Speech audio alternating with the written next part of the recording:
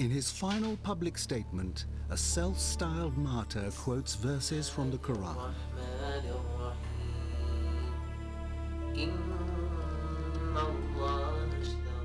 Indeed, Allah has purchased the wealth and souls of the believers in exchange for paradise. They fight in His cause, they kill and are killed, and that is the highest success. O you who believe, fight those who fight you.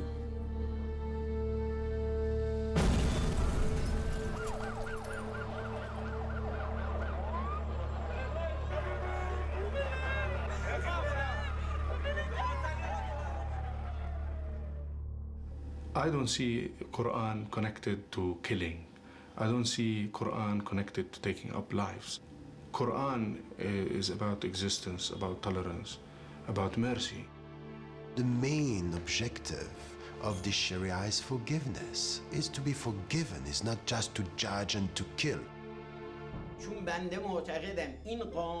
I believe that Islam's law of retaliation in kind for murderers is one of the most beautiful laws of the Quran. If we want to choose only one good law from the Quran, it's that one. So many different voices come out of the Quran. Moderate people have their support in the verses of the Quran. Radical people have the same thing with different verses in the Quran. The Quran honors women. The Quran dignifies women. I feel that as a woman every day. It is my personal belief that I am not required to wear the hijab.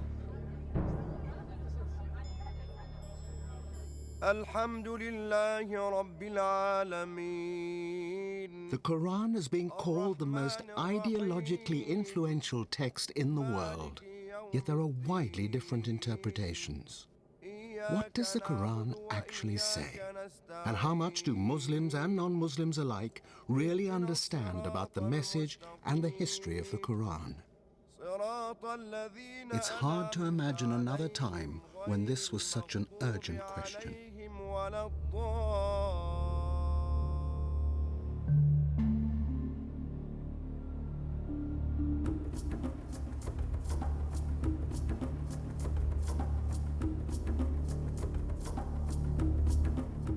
Orthodox Muslims believe that the Quran in its original Arabic is the perfect, timeless and unchanging word of God as first revealed to the Prophet Muhammad by the angel Gabriel in a cave in the Arabian desert nearly 1,500 years ago.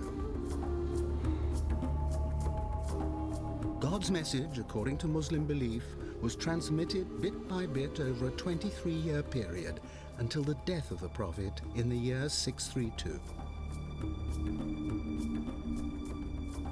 Muhammad, according to tradition, was illiterate, but his memory flawless.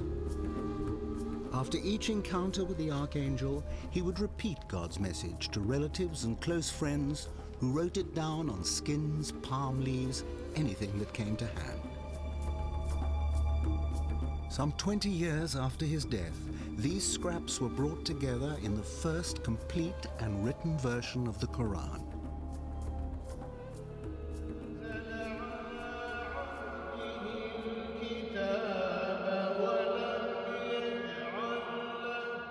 To hear it recited is, for most Muslims, to experience the power of divine revelation as a shattering voice from the unseen. This is God's word. God is present. God is there talking to you.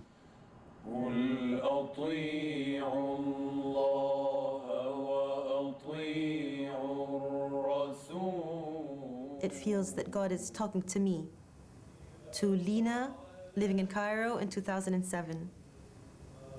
Just like he was talking to Muhammad, living in Mecca.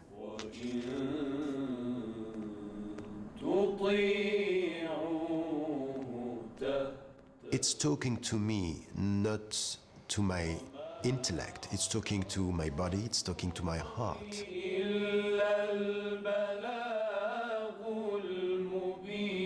It's a miracle from God. It's no ordinary book, for many reasons. One is the sheer majesty of the language.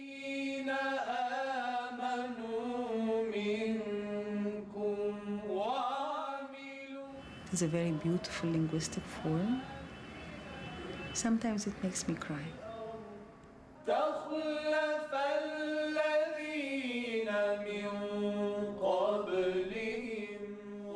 I am in front of God.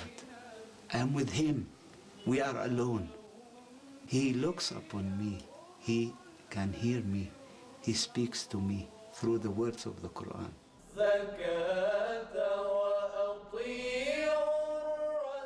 Muslims believe the Quran to be God's final revelation to mankind. It runs to just over 6,000 verses, roughly a fifth of the number in the Bible. But unlike the Bible, there's no obvious chronology. It's a series of revelations within a complex narrative structure. It's not a history book. It's not a moralizing book. It's not a sermon. It's not a text of science. It's itself. There's no other text before or since that is remotely comparable to it. It gives you parameters, and it leaves your intelligence and your own judgment to derive the details. So it's a book of guidelines. Today, Islam is a religion of vast dimensions. Well over 1 billion people, from the Americas to China, from Finland to the southern tip of Africa, are Muslim. Yet within this single universe of belief, there are profound differences in the status of women, in attitudes to peace and violence, punishment and forgiveness.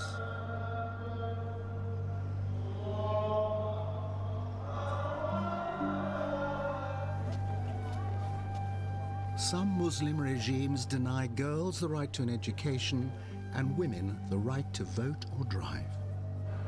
In some countries, women scuttle through the rear doors of segregated buses.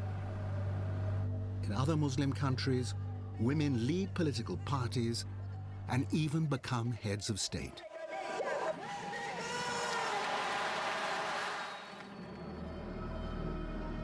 In a few Muslim countries, executions by stoning, hanging, and beheading are carried out in public. In others, the death penalty has been abolished altogether. There are also striking differences in forms of worship and belief.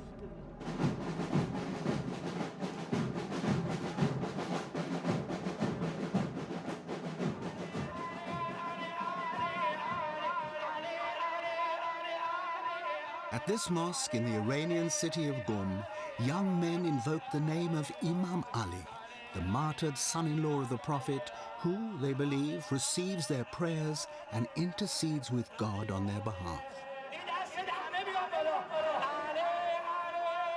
Other Muslims dismiss such practices as saint worship and blasphemy.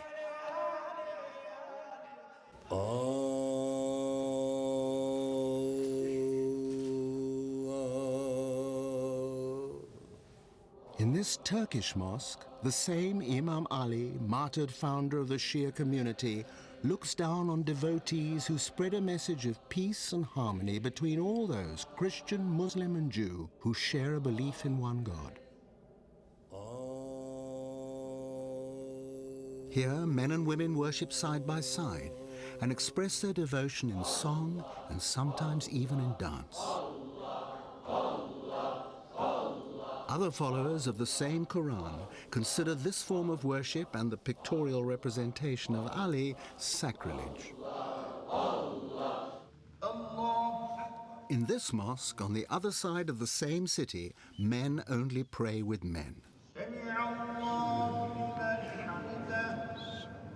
The opposite sex is considered a distraction, so women are screened from view. In some mosques, they are entirely excluded. But if Islam is firmly rooted in the Quran, and the Quran is the ultimate and changeless message of God, how are these differences possible? The most striking contrast is in the role and status of women, symbolized by the different rules governing the wearing of the veil. This Egyptian family believes that from the age of 3, all girls should wear the hijab, which covers the throat and neck. Once they reach puberty, the full niqab, which leaves only the eyes exposed.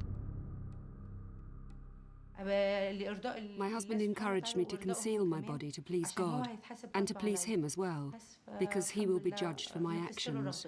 So I did as he wished. Because everything about a woman is seductive, God wants her to be completely covered by the niqab. If that's God's will, it's also my will.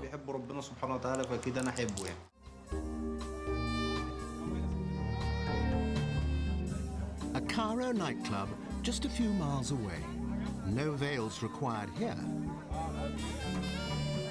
Men and women mixing freely, and everything here perfectly permissible within the laws of this Muslim country.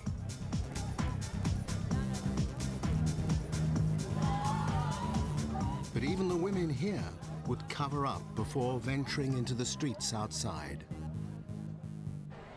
There's no law that requires it, but a powerful consensus that women should be veiled.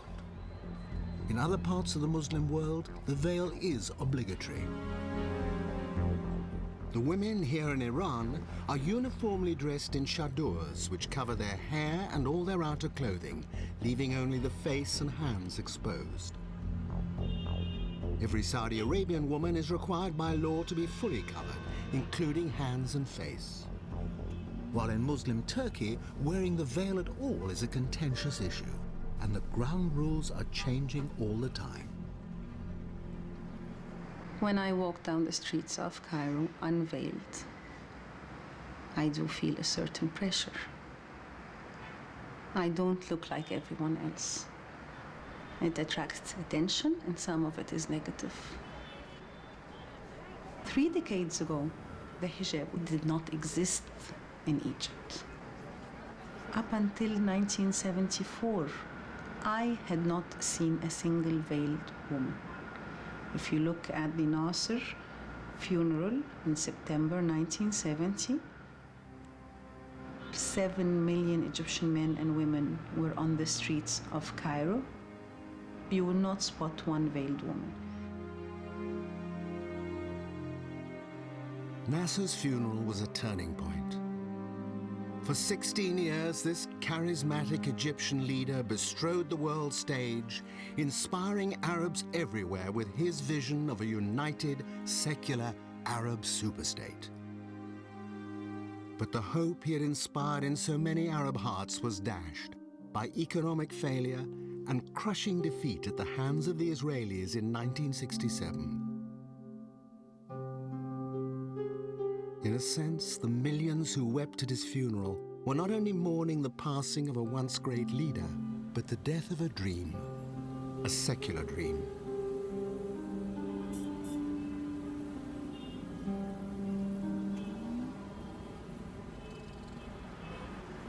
Suddenly, we did not have much to hang on to.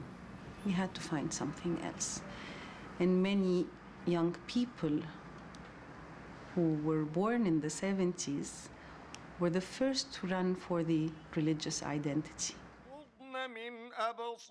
So what does the Quran say about the woman's obligation to wear the veil? Tell the female believers to restrain their eyes and guard their virginity, and not display their adornment, except for what is apparent, and draw their veils over their cleavage, and to not display their beauty. How does one of the highest Muslim authorities in the world interpret the phrase, not to display their adornment except that which is apparent? ولا يبدين زينتهن إلا ما ظهر منها. Most clerics agree that which is apparent means the hands and the face. The men of religion had wives and daughters who were not in the hijab until the 70s. So have they suddenly realized that it is required? And that's not the only paradox. Other scholars interpret the same verse in the Quran as a clear injunction that a woman should be completely covered. The Quran has clearly stipulated women's dress code in Surah Al-Nur. It states that the face, eyes, lips, and womanly beauty are their adornments.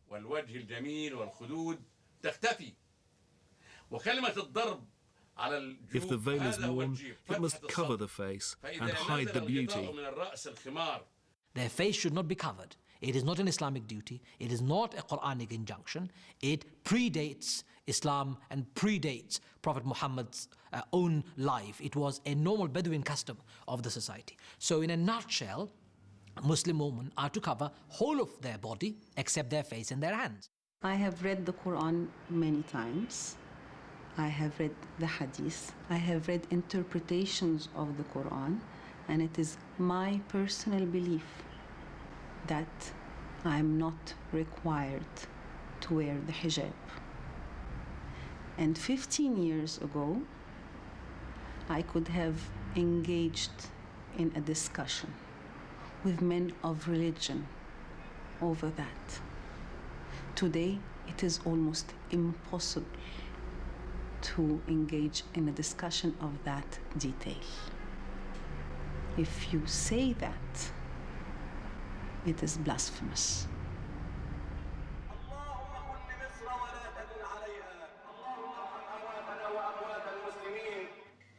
7 a.m. in their Cairo apartment. Anan Kamal and her husband Mustafa are getting their children ready for school.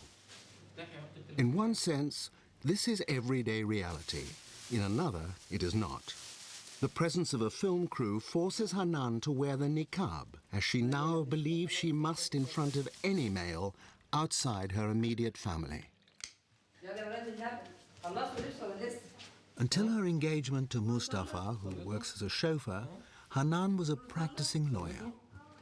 Once married, she gave up her practice, assumed the niqab, and dedicated herself to raising a family and maintaining the home. She says that Mustafa had no influence on the decision. It was God who called her to wear the niqab.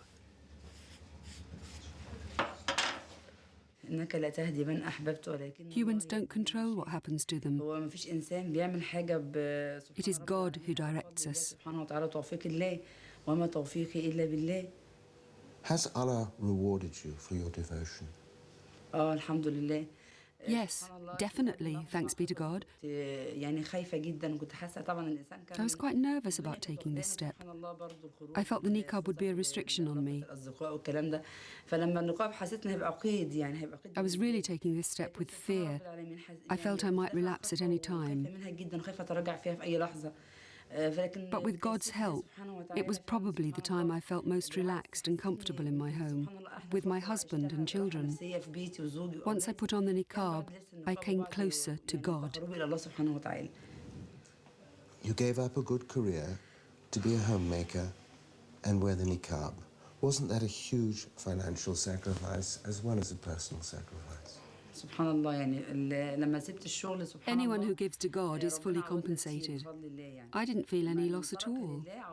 On the contrary, my husband got a better job and my life became so much better when I dedicated myself to my children and my husband, and of course deepened my relationship with God. The veil is a complex symbol with many meanings for Muslim women. To those like Hanan who choose to wear the niqab, it signals her dedication to God and husband, even as she withdraws from the world. Other women wear the veil as an empowering statement of who they are. Assalamu alaikum. I'm a very proud Muslim woman. I'm proud of my identity. I'm proud of my veil. I'm proud of what it stands for. Lina Fauzi runs a training program in rural Egypt. A university graduate who's traveled widely, she's clearly accepted as a figure of authority by this largely male group. 5 years ago, at the age of 26, Lina was divorced. Almost immediately, she decided to wear the hijab.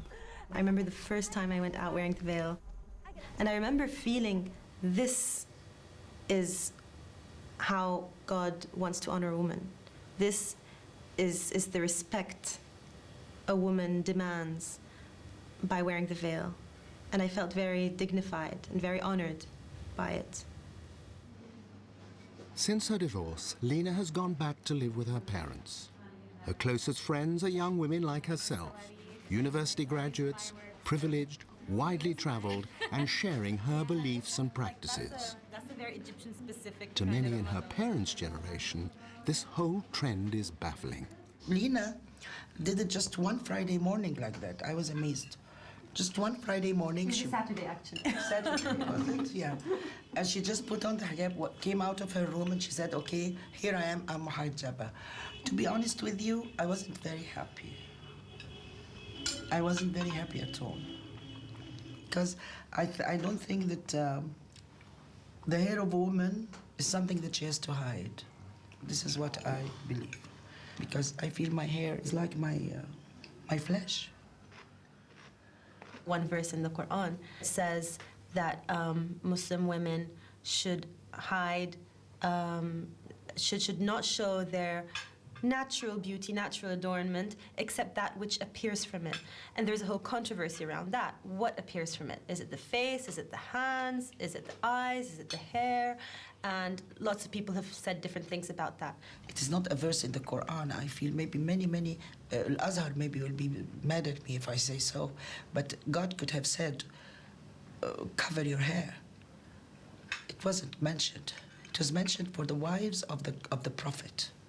Personally, there's no way I could deny that my hair was part of my natural beauty. In my heart, I felt that that was part of what God had asked me to cover up as a Muslim woman.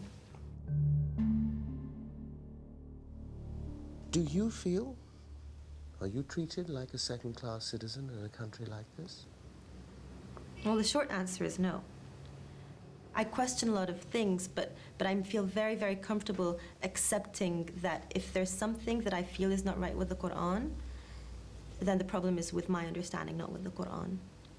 Having said that, the Quran is constantly enjoining us to reflect, to question, to understand, to use our mental faculties, to use our heart and understanding. As you read it, you don't feel the Quran relegates women to an inferior status? Not at all. Really? If there is any disempowerment to women in this part of the world, it's entirely cultural. It's nothing to do with religion. Islam has honored women.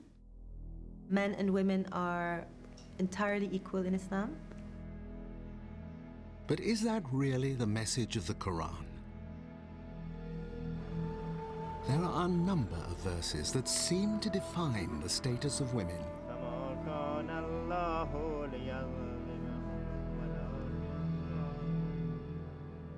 Men are the managers of women's affairs in that God has preferred one over the other. Meaning that the man is financially responsible for the family and supplying all their needs. Men are a degree above women. But the woman is equal to the man in everything that touches human feelings. Love, trust, confidence, pride, respect and honor. Those wives you fear may be rebellious, admonish, banish to their couches and beat them. الإسلام حينما قال بالضرب في القرآن جعله Islam says through the Quran that beating is appropriate for a certain type of woman. Not all women. ليست كل امرأة. المرأة التي This teaching applies to the woman who disobeys her husband and refuses to live in her house and refuses to raise her children and wants to go out whenever she pleases and wants no one to control her and is unwilling to fulfill her duties. لا أحد يتحكم فيها ولا تقوم بدورها. Your wives are land to be tilled, so till your land when and how you will. أن المرأة ليست متاع. This is an honoring of women. Women are not the property of a man. They are like the fertile land that a husband takes care of and doesn't exhaust.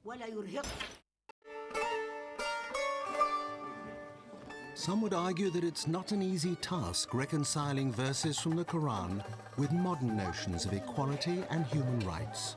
But Dr. Saleh has taken it on. Her weekly TV show, Women's Struggles, is seen by women across the Arab world.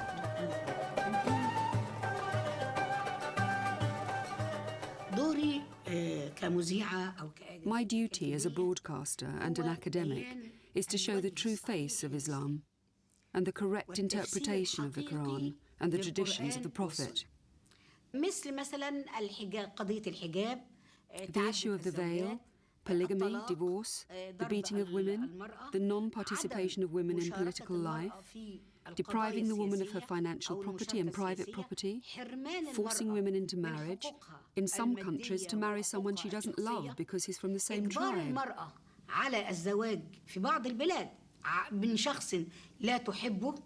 All these are bad practices and are results of traditions and cultures not connected to Islam. These are throwbacks to pre-Islamic times. Dr. Salah is the first woman dean of Cairo's Al-Azhar University, the most prestigious in the Muslim world. For daring to suggest that the Quran respects men and women equally, she has faced death threats. Yet many Muslims share her views. If you look at both the letter and the spirit of the Quran, there are innumerable verses that talks about the parity, the egalitarian nature between the genders. For example, in Surah Baqarah, chapter 2, 187, the Quran says, talking about women, they are a garment to you as you are a garment to them. I think that's the most incredible verse about the relationship between a husband and a wife. The closeness, the warmth that, the clothes provide. Clothes conceal your faults, they beautify you. And that's what the marriage relationship is. You're so close. You can't get a more beautiful image than that. And nobody ever mentions that. Other interpretations of a woman's role are less beautiful. Pakistan. Women protest honor killing, murder committed by Muslim men who believe their religion requires them to take the life of any female relative who disobeys them by following her heart.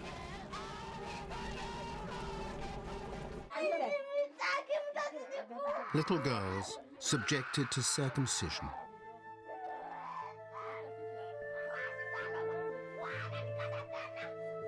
In Egypt, 97% of girls aged 15 to 19 have endured some form of genital mutilation.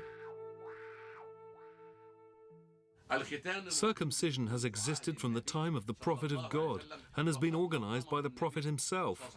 The Quran does not say anything about female genital mutilation. It is a tradition that has unfortunately existed in this country for centuries. Although there's no endorsement in the Quran, some hardline clerics strongly support the practice. Circumcision is the reason why Muslim women are virtuous, unlike Western women who run after their sexual appetite in any place with any man. I hope I don't insult or embarrass the English nation, where adultery occurs on a large scale. With circumcision, it would refine, rectify, purify. It is an African cultural practice predating Islam, and undoubtedly, as far as the ijma, consensus amongst the scholars of the world of today is concerned, it harms a female body, it's mutilating a female body, not allowed. How does one separate customs that predate Islam from the message of the Quran? Can history throw any light on the present?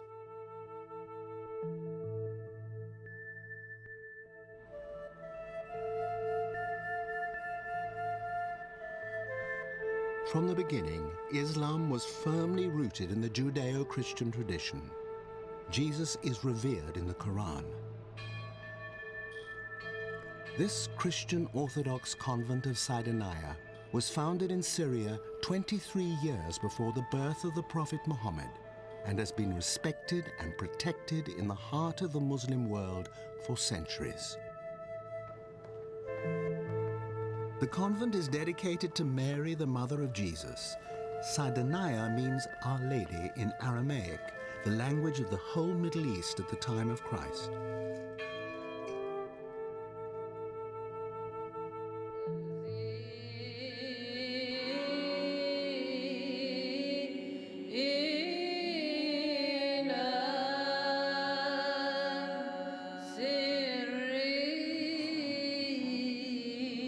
Arabic is now the language of these Christian devotions. God is Allah, and anyone familiar with the Quran will recognize words and phrases in the sung liturgy.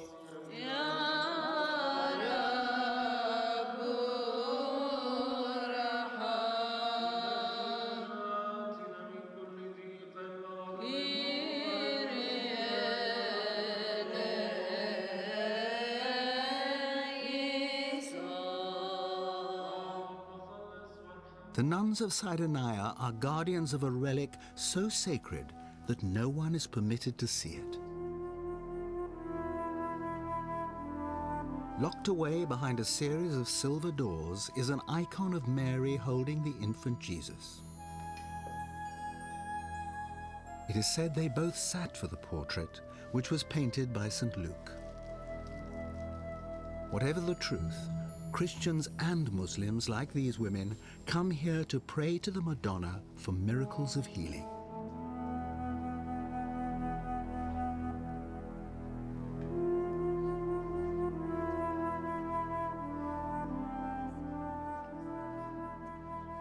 I came with my husband here to the church and asked Madonna to give me a baby.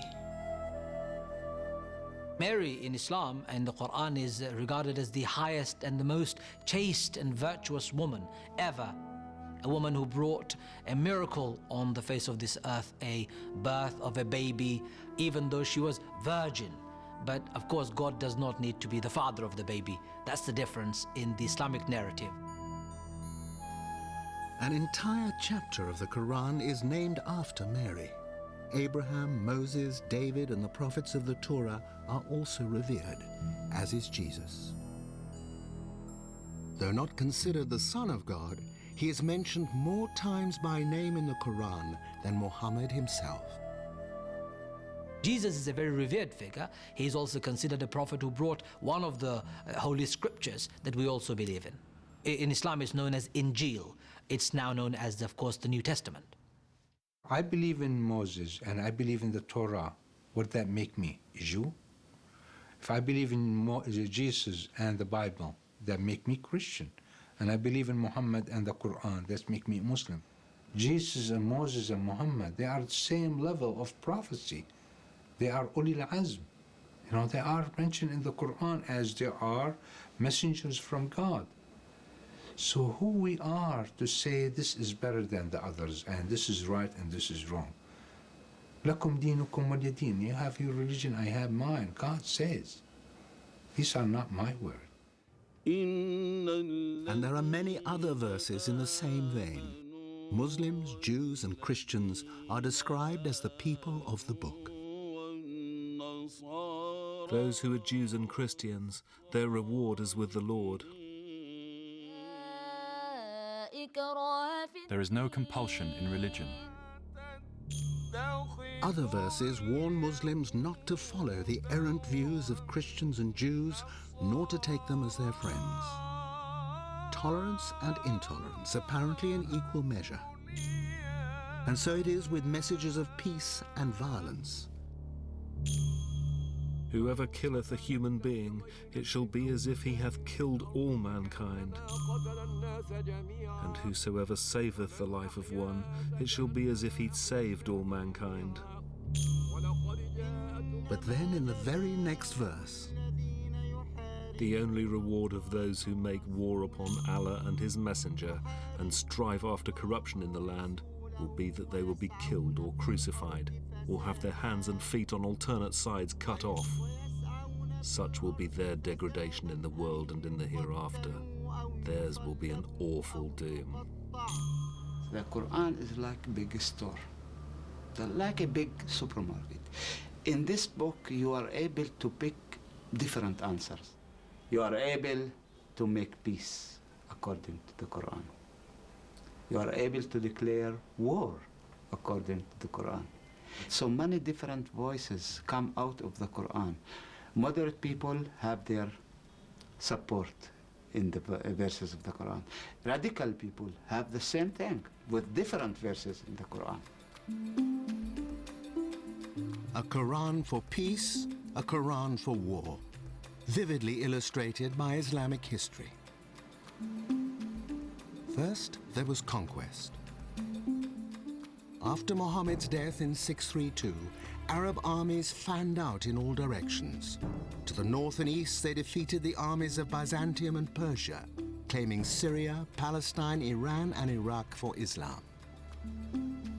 To the west, they conquered Egypt and swept across North Africa, reaching the Atlantic coast by the 680s. As the desert warriors defeated these great civilizations, they chose not to raze and destroy, but to learn and build upon what was already there. Some of the greatest Islamic architecture in the world was created less than 80 years after the Prophet's death. The Quran is the initial detonation that launches one of the most extraordinary civilizational stories of human experience. Within 100 years, the barefoot warriors of Western Arabia were masters of a great, sophisticated, hugely prosperous civilization that stretched from the beaches of Morocco across to the gates of China. And really the force that produced that was this amazing, radioactive, glorious piece of thunder in their hands, which was the Word of God, the uncreated Word of God. Later, when the Arabs were defeated by successive waves of invaders from the east, something remarkable happened. Such was the power of the Quran that the conquerors abandoned their pagan beliefs and submitted to the faith of the people they had conquered.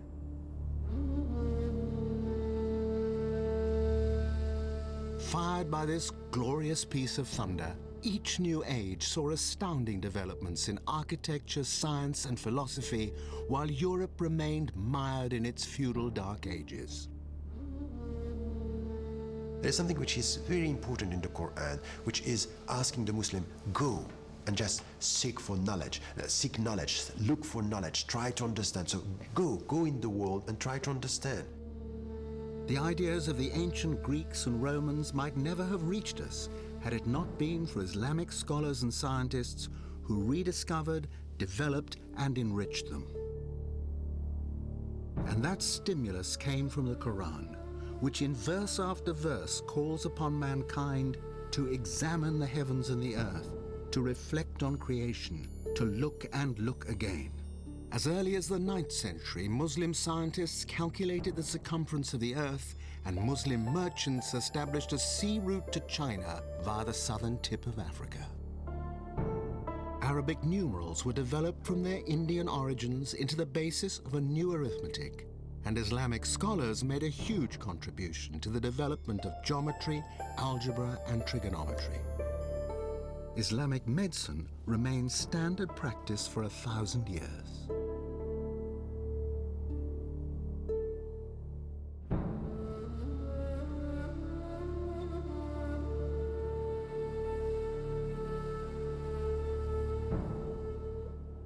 When Muslim society was in the ascendancy, the Quranic call for openness and tolerance encouraged European Jews and dissident Christians to seek the protection of Islam when fleeing persecution in their own countries. But when the Muslim world felt threatened, either by external enemies or internal disruption, the impulse was to close in and take a very different message from the Quran. In the minds of many Muslims, they are now living in such a time. Isfahan, Iran, on Al-Quds Day, Jerusalem Day. All across the Muslim world, crowds are marching in demonstrations like this, some spontaneous, some orchestrated, in protest against what they see as the occupation of their sacred city. But Jerusalem is equally sacred to Jews and Christians. Devout Jews pray at the Western Wall, the last remnant of the Second Temple destroyed by the Romans in the year 70 AD. a date that marks the start of the long night of the Jewish diaspora. On the mount above, two mosques, Al-Aqsa and the Dome on the Rock, built 6 centuries later when the victorious Arabs wrested control of the city from Christian Byzantium. According to biblical tradition, the rock beneath the dome is where Abraham made ready to sacrifice his son Isaac, and according to the Quran, it was also from here that Muhammad ascended into heaven following a night journey from Mecca to Jerusalem.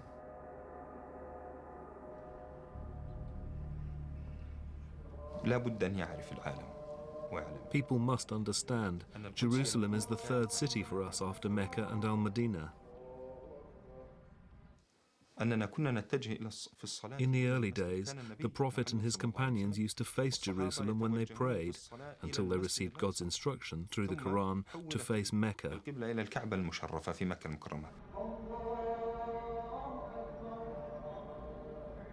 God elevated our Prophet from Mecca to Jerusalem and then called him to the heavens, so it is the gate to heaven, and we can't abandon any part of it, no matter how weak we are, how strong they are. Since the early Middle Ages, Islam respected the rights of Christians and Jews to worship here freely. But in modern times, that relationship has been broken. Under British and then Jordanian rule, Jewish access was severely restricted until the Israeli armies seized control of the old city in 1967. Now it's the Palestinians, trapped in their Gaza enclave and no longer free to worship here, while those from the West Bank can be held at checkpoints for hours until the opportunity for worship has passed. Enough is enough. Enough for bloodshed, enough for killing, enough for hatred. Because we belong to the same family. We worship the same God.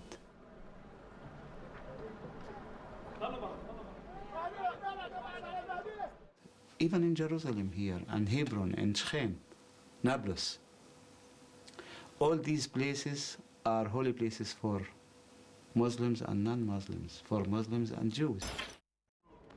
In the West Bank city of Hebron, the tomb of Abraham, father to the Jewish and Arab nations through his sons Isaac and Ishmael. As clearly stated in the Quran, God himself chose Abraham for his friend and commanded Muhammad, Abraham, Moses, and Jesus, be not divided. But Hebron is as fiercely divided as any city on earth. Abraham's tomb is on the front line between Palestinians and Jewish settlers and is guarded like a fortress. Close it. In order to maintain the sanctity of these places, we have to work together. We have to ask ourselves how it could be better for all of us, how we are able to rebuild the reality in a different way, far from hatred, far from bloodshed, far from war, to give the sense of security, to give the sense of trust between ourselves. But when trust and mutual respect break down, the hard men on all sides reach into their sacred texts for the messages they need to hear. Sheikh Tafesh of Hamas was elected to represent Bethlehem and claims that nearly a third of his votes came from Christian Palestinians. Right needs power to protect it, especially when your land and your people have been attacked. Flowers sometimes need the protection of thorns. The message of the Quran is clear. If anyone attacks you, attack him in like manner. If they kill our women, children, and elderly as they have in our cities and villages, we will retaliate in kind.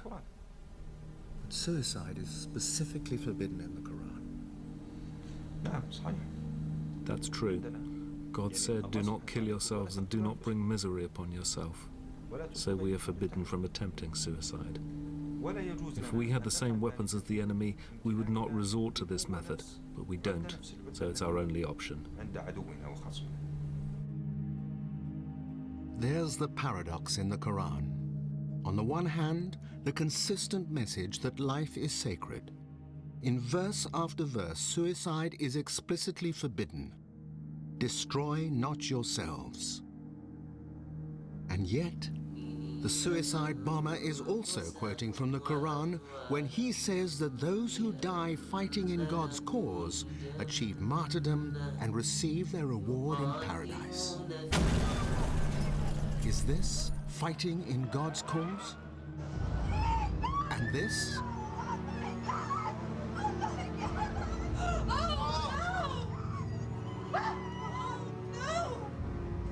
When the violence spreads beyond the Palestinian struggle, 9/11, 7/7 in Britain with thousands of victims, including Muslims.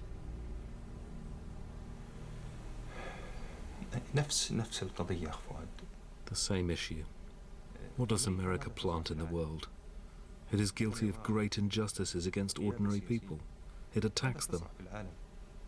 هي تظلم شعوب وتعتدي عليهم. And the same goes for Britain, which occupied many Arab and Muslim countries. In all that time, how many people did Britain murder and execute? Here in Iran, as elsewhere in the Muslim world, the anger goes beyond Palestine, which is seen as one dark chapter in a long history of humiliation at the hands of the Christian West and its allies. These are people with a powerful narrative, which may be inaccurate and distorted, but is sustained by a real sense of injustice and vivid flashes of inherited memory. It is a lament for centuries of declining Muslim power and prestige for which the Christian West is held responsible. It speaks of a time when imperial European powers carved up the Middle East between them, imposing Western law, Western values, even Western dress. It excuses today's record of economic failure and autocratic Muslim governments with stories of oil wells stolen and of corrupt presidents and kings from the Shah of Iran to Saddam Hussein, sustained by the West against the will of their own people, and like Saddam, toppled when their usefulness had passed. And the closer they get to the present, the harsher and more painful their narrative becomes. Defeat after defeat at the hands of the West and its clients. Afghanistan and again Iraq are the latest chapters.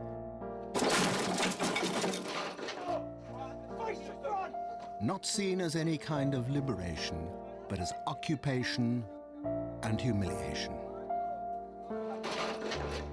No one makes more capital out of this narrative than the hard-line clerics of fundamentalist Islam. All the bloodshed these days is the blood of Muslims. Chechnya is Muslim blood, Kashmir is Muslim blood, Afghanistan is Muslim blood, Bosnia and Herzegovina is Muslim blood, Palestine is Muslim blood, Cyprus is Muslim blood, Ethiopia is Muslim blood, and Somalia is Muslim blood. We almost covered the map. And as the anger rises and the tone hardens, the voices of those to whom the Quran speaks of peace and tolerance are drowned out by those who take the contradictory message. And we have to declare that we are the children of the Emir of Believers, Imam Ali. And wherever we are, we will stand up against the enemies of Islam. We will never surrender to these crooked people. Never.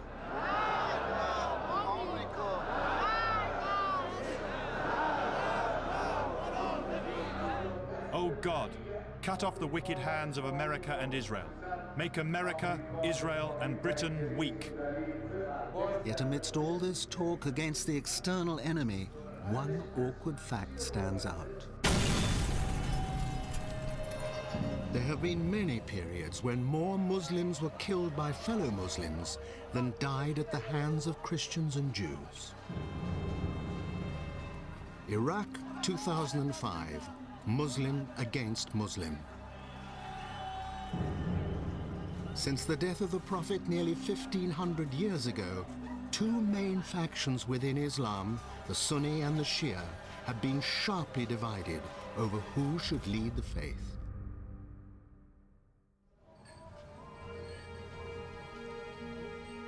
Diversity of tongues and colors is, in the words of the Quran, among the wonders of God's creation.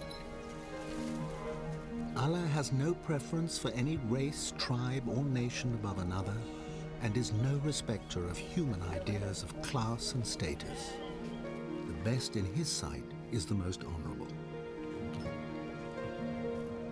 It is a message that gives dignity to the poorest laborer or peasant who has no need of priests or rabbis to interpret God's message because, as it says in the Quran, we have made this easy to understand in your own tongue.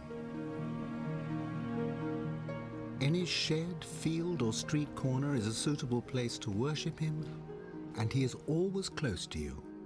Closer, God says in the Quran, than your jugular vein. And when you pray, you feel you're speaking directly to Him. Prayer gives you a feeling that no one can describe. It's beyond human imagination.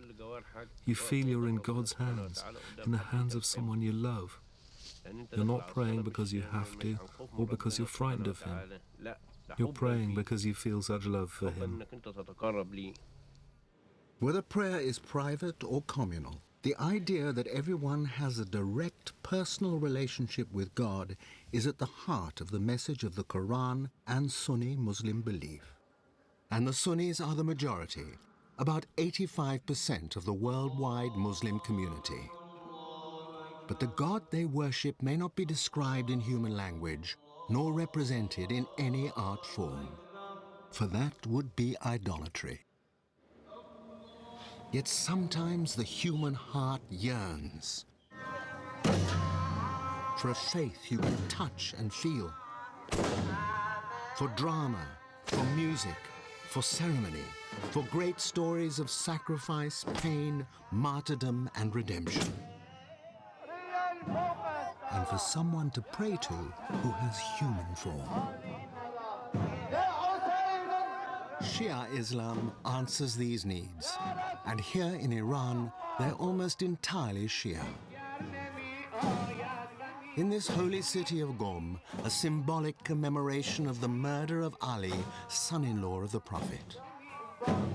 The Shia believe that Ali and his descendants, the Imams, were chosen by God to lead the Muslim community. But down the generations, one Imam after another was murdered.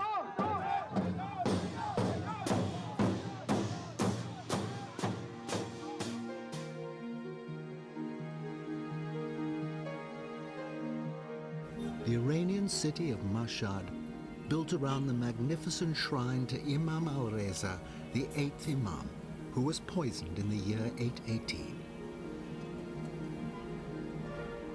As they cross the street, people pause to honor the sacred memory of this departed saint.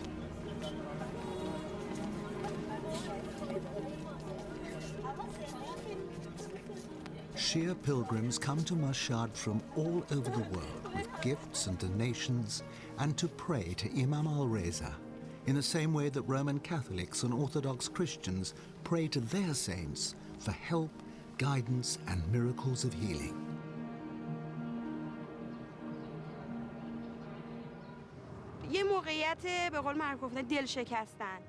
If there's a time when your heart is broken and you bring your problems to Imam Reza, he will hear your prayer. He can unburden your heart and lift your spirits. But the Quran makes it so clear that your prayer should only be directed to God. When you want to reach God, you have to speak to the Imams first so that they can mediate for you. And if you do it that way, God will give you a quicker answer to your request. At least, that's how it's been explained to us. It's sentiments like these that enrage the Sunni.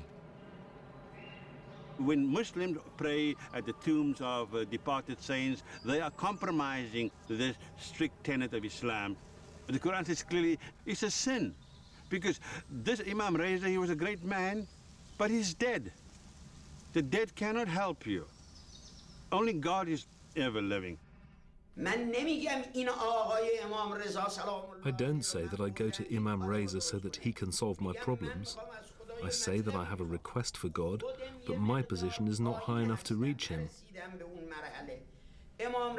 I put Imam Reza as the intermediary so that he, who is very dear to God, asks him to have mercy on me. The Grand Ayatollah speaks from his private office in the heart of the Iranian city of Qom. Here especially one gets a sense of how the differences between Shia and Sunni echo the Catholic-Protestant divide. As well as the veneration of saints with its grand ayatollahs, its lesser ayatollahs, its jurist consuls and mullahs, its mosques and seminaries, the holy city of Qom is in so many respects a Shia Vatican. People come here to pay their tithes and seek answers to questions they can't resolve through their own reading of the Quran. And Grand Ayatollah Saneh is ready to receive the daily quotas of written petitions. First, a marriage problem. This husband entered the marriage concealing the fact that he was infertile and incapable of having children.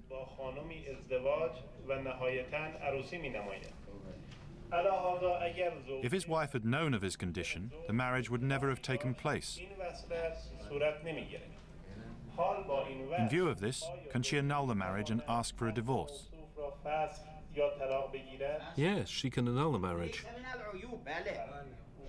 Infertility is not in itself an impediment to marriage, but this is a case of deception, because the marriage contract was based on the assumption of health. The same principle applies when virginity is in question. Yes, that's right. Am I correct, Mr. Hai? But Mr. Hai questions whether it's fair to assume deception. In his view, the problem may only have come to light after the marriage. But the Grand Ayatollah disagrees. He has concealed this imperfection. That's clear to me. It's a definite case of deception.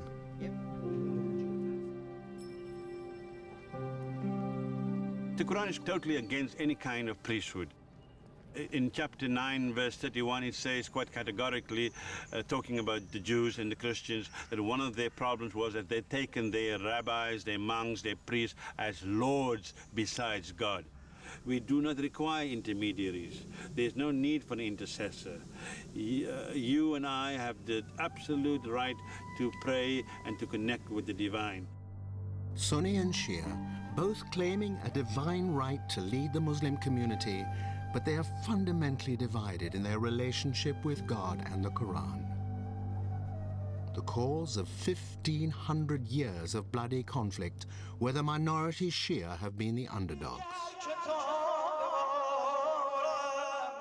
These boys are weeping for Ali, the martyred founder of their faith, and for a long history of massacres in which the Shia have died in their thousands at the hands of the dominant Sunni. And yet, there is one important movement that rises above these divisions, embracing followers from both traditions, the Sufis.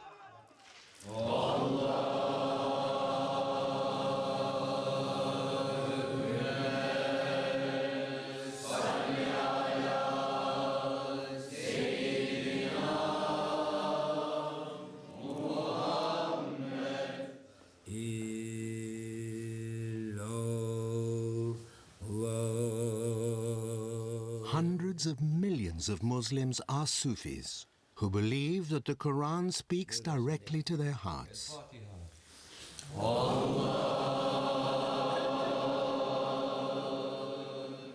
Quran is so simple. God didn't make it very complicated. It's your daily life stories. You don't need scholars to understand it. Look at the Indian people from India. They don't speak Arabic. Look at the Turkish people. They don't speak Arabic. Persian, they don't speak Arabic. They memorized the Quran. As soon as they memorized and they understood it, it entered to the heart without translation. Like the Sufis believe that their relationship with God is also direct, But above all, it is a relationship of all-consuming love. You say Allah, it just brings you that feeling, that passion, love. You are connected with the one you love. You have to carve God's name in your heart, like you carve on stones. But you can't carve God's name on your heart by chisels and hammer. You carve it by repeating the name, always repeating the name. So when you say Allah, it has to come from the heart, deep. It's not just a word comes out of the mouth.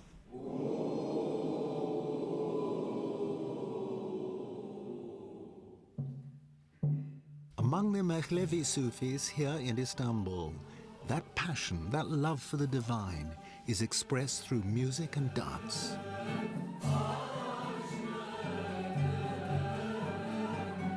It's a 700-year-old ritual heavy with symbolism. Black cloaks representing the grave, high brown caps, the tombstone. And the dance itself, quickening and quickening, a mystical journey of love deepening and the ego vanishing as the devotee comes closer and closer to the divine.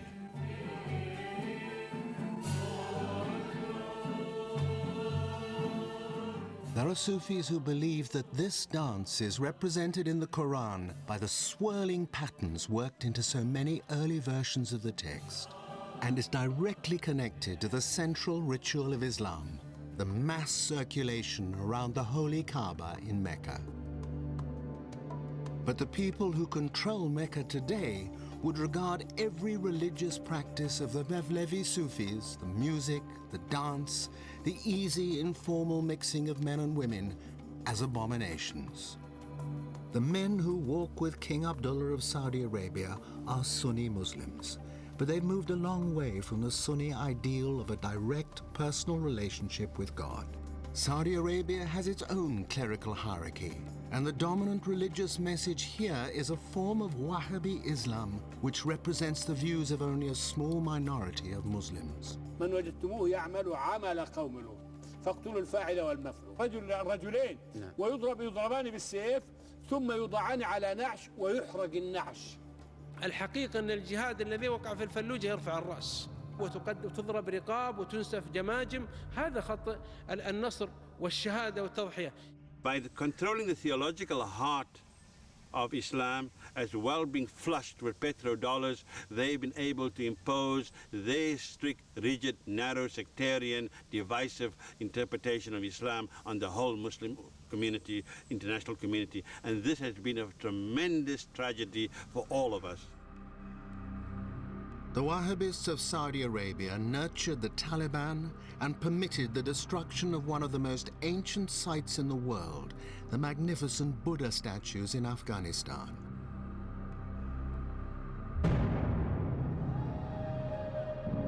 Osama bin Laden was raised in the Wahhabist faith, and 15 of the 19 terrorists responsible for 9/11 were of Saudi origin.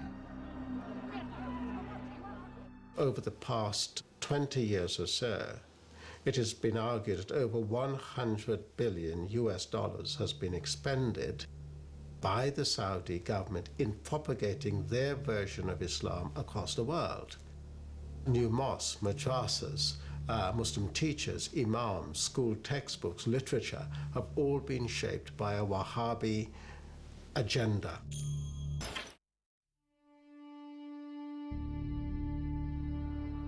Saudi Arabia, with its massive oil wealth, has been one of the major influences driving the Muslim world towards fundamentalism and an intolerant reading of the Quran.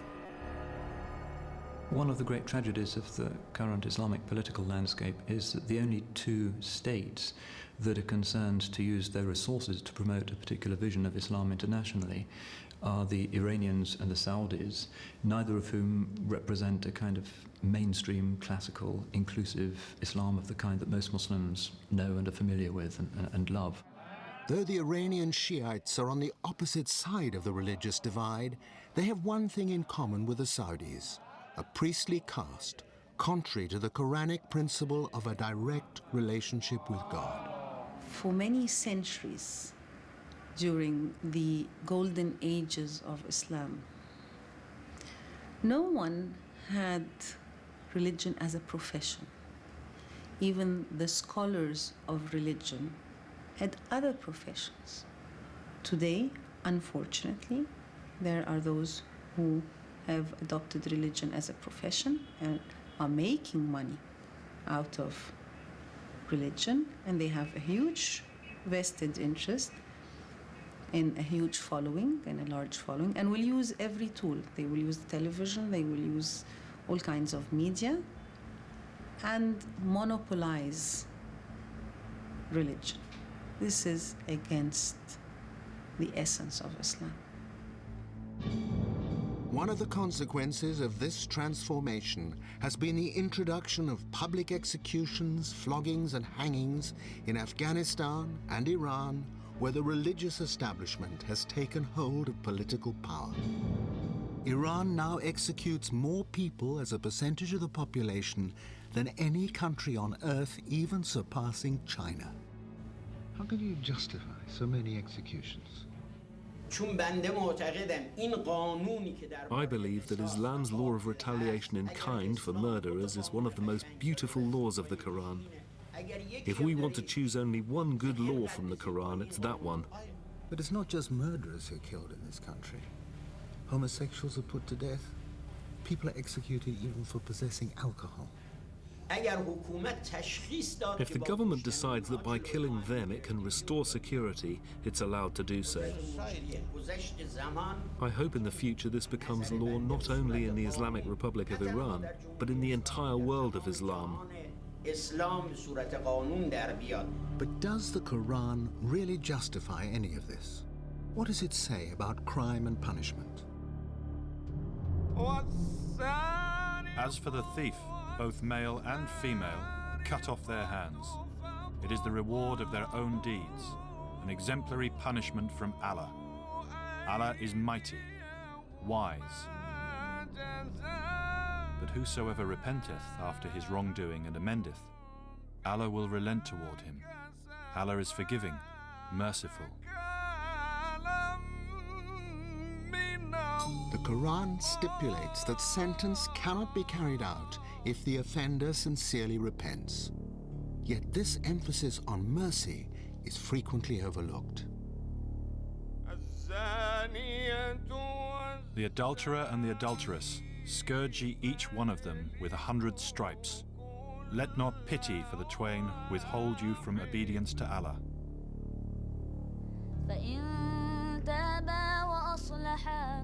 And if they repent and improve, let them be. Allah is ever relenting, merciful. And in that spirit, the Quran is absolutely clear that no one must be convicted without conclusive proof of guilt. The main objective of the Sharia is forgiveness, is to be forgiven, is not just to judge and to kill. And then the conditions to implement the penal code are so high that all the scholars were saying from the beginning, it's quite impossible to implement them. The crime of adultery, for example, demands that 4 witnesses testify to the sexual act. That makes it actually impossible for there to be evidentiary proof of adultery. That's why, since the inception of Islam until now, the number of times that adulterers have received the full punishment can be counted on the fingers of one hand, and the same goes for amputation. Before sentence can be carried out, every possible reason for mitigation must be considered. This humane interpretation of Sharia law is the guiding principle on the Palestinian West Bank. Next door to the fruit market in the town of Ramallah is the very unforbidding Sharia court. The atmosphere inside is wonderfully casual. No policemen, no handcuffed prisoners, just an endless stream of people, some on official business, others just stopping by for a chat. As in most Muslim countries, there are 2 legal systems. Civil law, often a hybrid of Islamic, Napoleonic and Roman law, applied in criminal cases, and Sharia law dealing with personal and family matters. The Sharia judges adjudicate in custody disputes and divorce cases where the woman's entitlement is based on principles laid down in the Quran. The elderly have the right to appeal to the courts if they can show they're being neglected by sons and daughters who have the resources to help them. The court also has a duty to appoint guardians for orphans and the mentally impaired.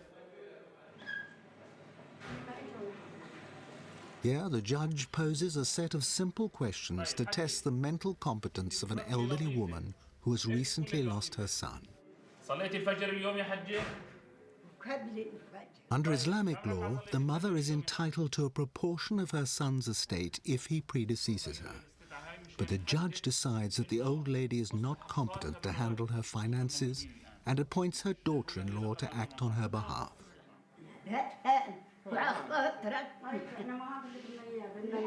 This is the law based on Quranic principles as practiced here, but quite unlike the way it's applied in some Muslim countries. If the Quran is so clear about the principles of justice, how are any differences possible?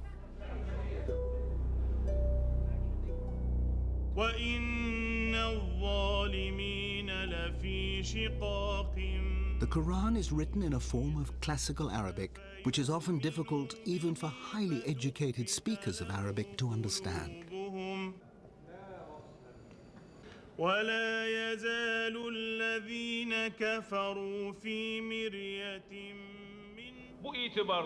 For most Muslims, Arabic is not their first language, and no translations, it is said, can capture the full meaning of the original. As a result, the individual imam or preacher becomes the intermediary between the Quran and the message his followers receive. That message can be tailored to fit the time and place.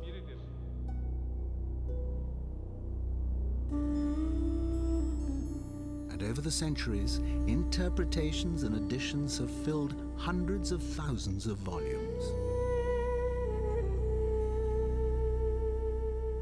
There are the scholarly commentaries and the hadith, the collected sayings and deeds of the Prophet. The Islamic legal system, the Sharia, is based on the Quran and the hadith, where some of the harshest punishments are laid down. Death by stoning for adultery, which is not mentioned in the Quran. The hadith were all compiled and collected some 250 to 350 years after the death of the Prophet. Many of them are forged or fabricated and have been called into question. Unfortunately, however, many Muslims consider the hadith to be co-equal with the Quran, but clearly that is not so. The Quran makes quite clear that it is the ultimate text. Anything else cannot be on the same level. But even the Quran is vulnerable to change and distortion, if not in its original Arabic, certainly in translation. The King Fahd printing press in Medina, Saudi Arabia has the capacity to publish 10 million Qurans a year in Arabic and 44 other languages. These are distributed around the world, well below cost and in some cases for free. And it's fascinating to see how the Saudi religious establishment has augmented the text. Into the verse that speaks of those who have earned God's anger and gone astray, they have inserted, in brackets, such as the Jews and such as the Christians. And into the verse calling upon the faithful to make their armaments ready against the enemies of Islam, the translator has made another insertion: tanks, planes, missiles and artillery. What you have got are modern armaments set within the Quran itself.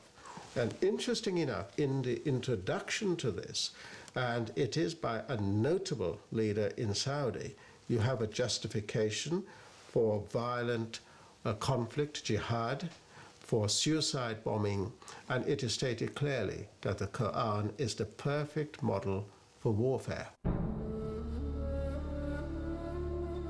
Any suggestion of distortion in the text is highly contentious because of the special significance of the Quran in the minds of Muslims. Unlike most Christians and Jews who believe their sacred texts to be authored by men inspired by God, Muslims believe the Quran to be the word of God as dictated to the Prophet Muhammad. This distinction means that critical analysis of the sacred texts becomes an extremely sensitive issue when applied to the Quran. And the problem is compounded when some of the scholars making the attempt are Western non-Muslims. Are they really in a position to shed new light on the text and its origins? In 1972, during the restoration of the Great Mosque of Sana'a, capital of North Yemen, workers discovered a mash of old parchments in a loft between the inner and outer roofs. The entire load was stuffed into some 20 potato sacks, where it might have remained were it not for the arrival 7 years later of Dr. Geert Puin, a German scholar and Quranic expert. Puin immediately grasped the significance of the find. Working with a team of local assistants, he carefully prized the layers apart and fired off thousands of photographs. 4 fragments immediately caught Puin's attention. They contained the first and last chapters of the Quran, and unlike any other Qurans in existence, they were illustrated with architectural drawings of mosques, a vital clue to their origin. Man kann eben diesen Because of its drawings, because of the art historical context, you can date this Quran very precisely to the time of Al-Walid. sehr genau datieren auf die Zeit von Al-Walid. This is the reign between 705 and 715. 5 und 715. The oldest datable Quran in the world, created some 70 years after the death of the Prophet. From the potato sacks, Puin identified fragments from nearly 1,000 different Qurans. Comparisons between them and the standard Cairo text in use today are startling. These early texts are written in a kind of shorthand with no vowel markings or distinguishing dots, which means that individual words can have up to 30 different meanings. Es ist tatsächlich so, dass man durch die schiere Existenz The sheer existence of so many different possible readings would suggest that this text wasn't passed down word for word. Der Text eben nicht wortwörtlich überliefert. The text isn't as stable as it seems in the Cairo version. In der Fassung von Kairo erscheint.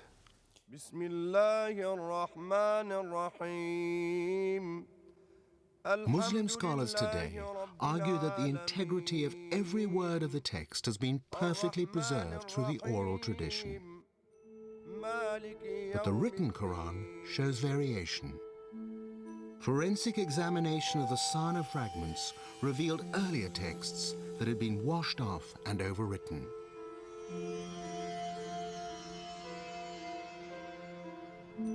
Although the hidden text revealed no contradictory meanings, words had been changed, verses and whole chapters rearranged.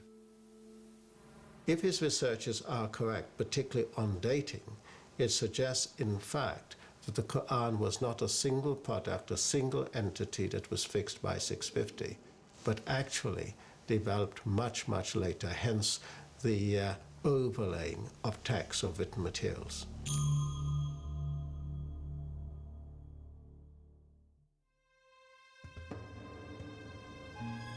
In 2001, Puin's conclusions were taken one dangerous step further. A book appeared written by an expert in early Semitic languages. It was so controversial that the author published under the pseudonym Christoph Luxemburg and will only speak on condition that his identity remains concealed. Unbedingt erforderlich, den Koran neu zu lesen. In order to understand it correctly, we need a fundamentally new interpretation and reading of the Quran. Dr. Marcus Gross helped to translate the book from its original German into English and is willing, openly, to express the author's views. A quarter or a fifth of the Quran contains words which have been misunderstood, or words which don't make real sense. That number can be vastly reduced with a knowledge of Syriac to, let's say, 5%.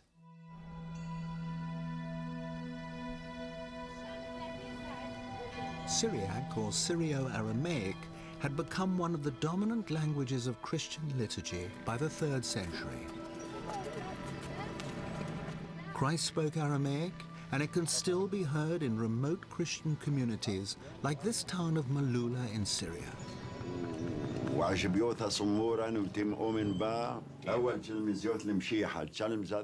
But at the time of Muhammad, Syrio-Aramaic was the major written and cultural language of the whole region.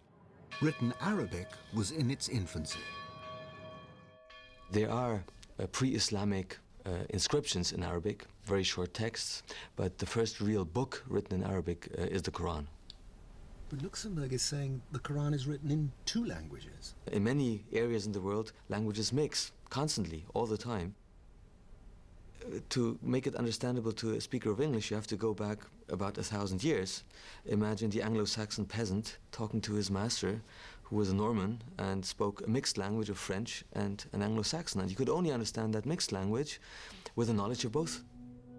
Muslim scholars of the past had the confidence to acknowledge foreign words in the Quran.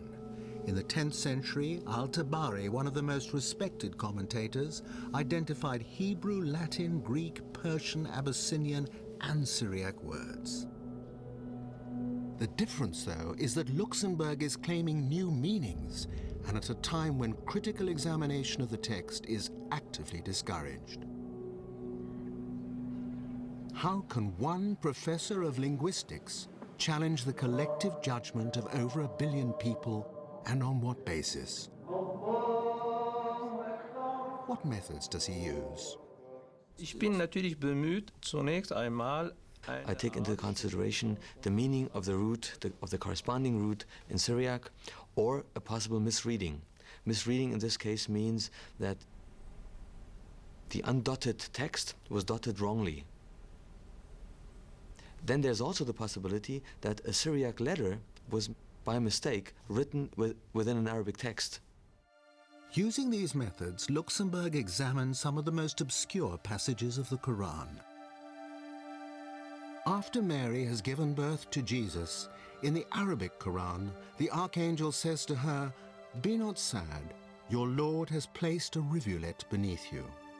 In Luxemburg's version, "Be not sad, your Lord has made your delivery legitimate." And there are other examples. God's command to a skeptic in Arabic, "Look at your food and drink, look at your ass," becomes "Look at your condition and look at your overall state." At the end of the world, the earth steps forward in Arabic. In Syriac, the earth splits open.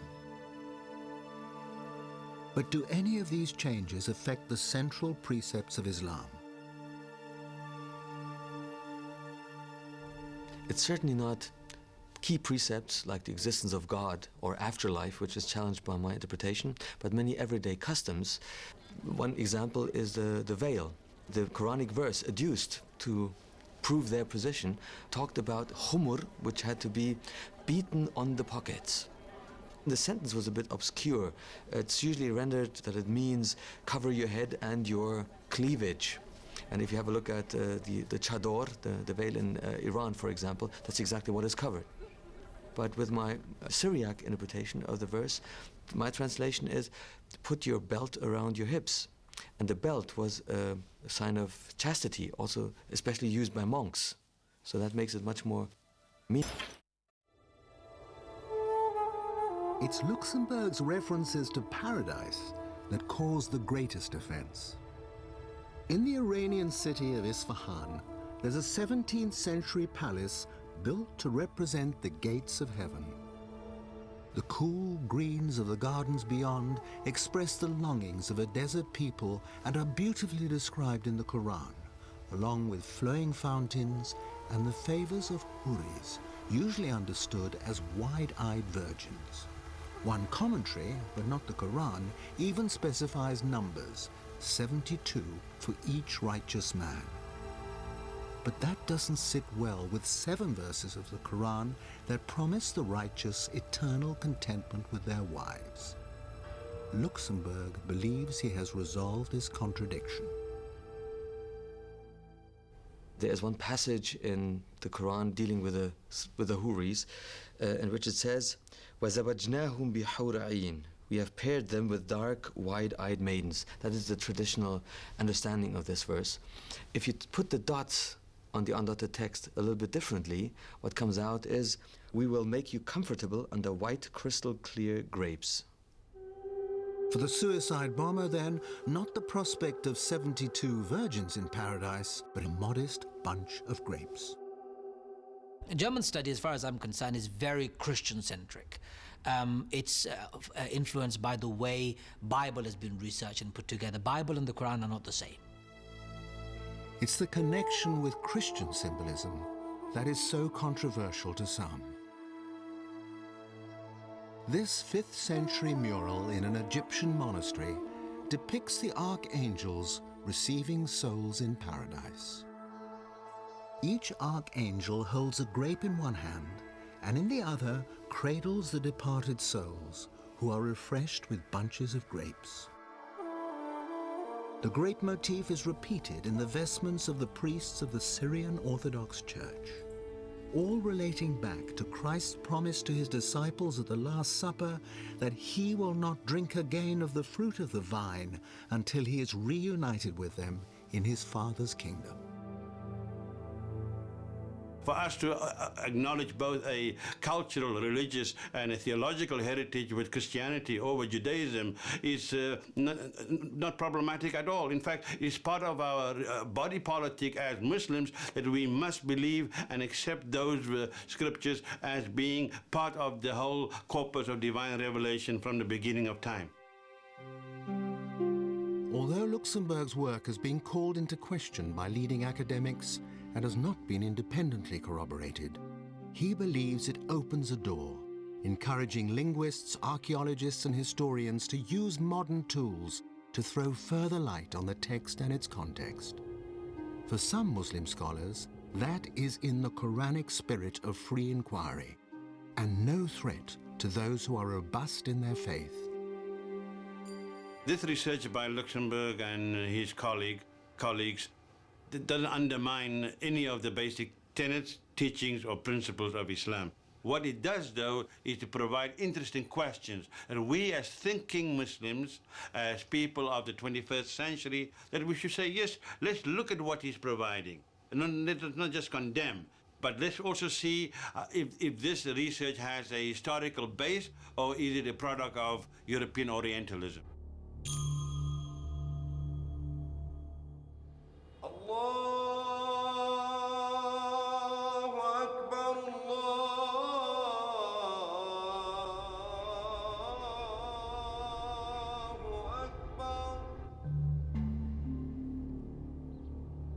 The Quran has brought comfort and peace to countless millions. It has given the humblest peasant and laborer a sense of worth and dignity rarely equaled in any other civilization. It has taught people of different races to live in brotherhood and people of different creeds to live side by side in reasonable harmony. It has inspired a great civilization in which Muslims live creative and useful lives and which, by its achievements, enrich the whole world.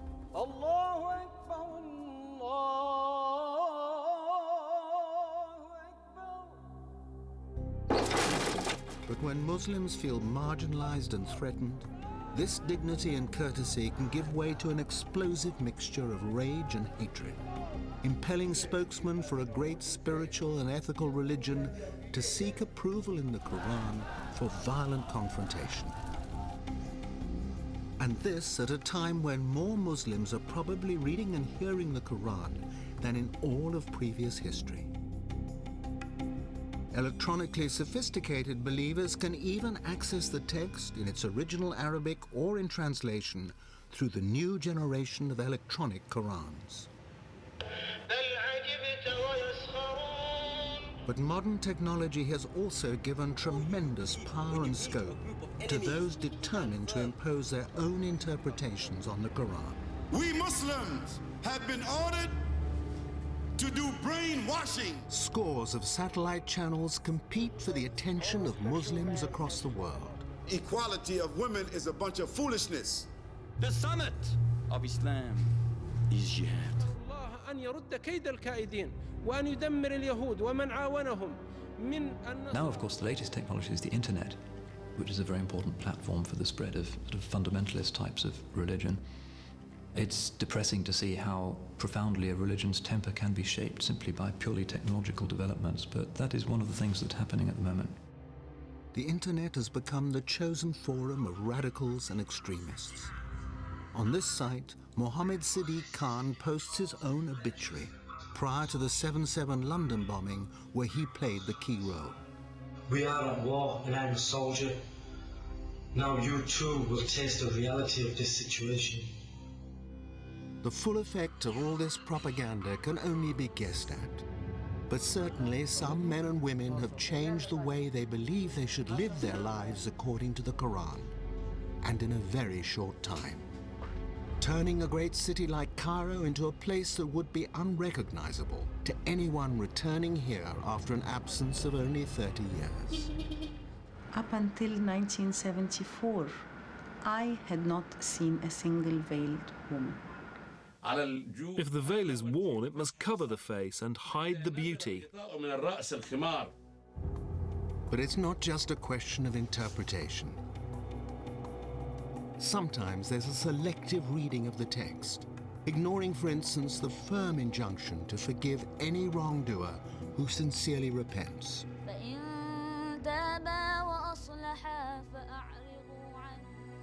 Or claiming approval for ancient cultural practices that have no basis in the Quran. It is an African cultural practice.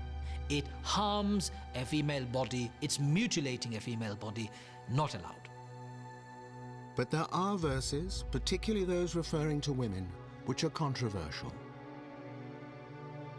Yet for every reference that seems to suggest their inferior status, there are others calling for mutual respect and equality. The Quran honors women. The Quran dignifies women. I feel that as a woman every day. And that's the paradox and the challenge of the Quran. The Quran has two audiences. It has an immediate 7th century patriarchal tribal audience.